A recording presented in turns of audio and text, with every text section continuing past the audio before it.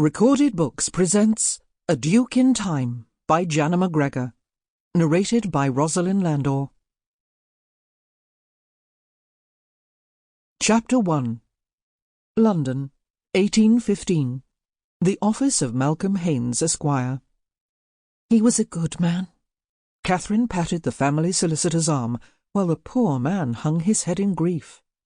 She didn't belabour the point that her husband's horse certainly didn't share the same opinion.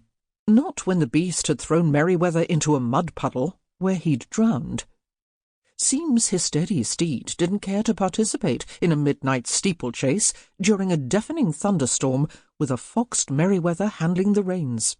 That act meant she was now the widowed wife of Lord Merryweather Vareck, the second son of the previous Duke of Randford. Her chest tightened, making it difficult to draw a deep breath. Indeed, she was sad her husband had died, and equally regretful that most of her grief was for the end of her too brief marriage. "Thank you for your kindness, Lady Merryweather." The distinguished solicitor, Malcolm Haines, bowed over Katherine's hand as they stood at the threshold of his office. With a heavy, soulful sigh, Mr. Haines murmured, "Please accept my deepest condolences. Such a shame you were only married for a year. I'm sure you're at a loss." She nodded briefly. That was putting it mildly. Lost would have been a more accurate description. She had lost him. Katherine had last seen Merryweather on their wedding day. She'd always hoped he'd come home. Yet, as the days between his infrequent correspondence had multiplied, the reality that he might never return had grown stronger. Now it was a certainty. "There are a few complications." The solicitor pinched the bridge of his nose. "Before we start the reading of the will." "Is anything amiss?" "No," he objected a little too quickly. "Absolutely not." His lips pursed in an expression that reminded Katherine of a tightly fastened reticule. "We'll begin shortly. I'm simply waiting for the Duke of Randford to deliver Lord Merryweather's will. It seems his Grace had it in his possession the entire time he was in France." This time, Katherine's lips were the ones to press together. She would not utter a peep against the Duke of Randford, her brother-in-law. Newly arrived in London, after 3 years fighting the French, the Duke was Merryweather's only family.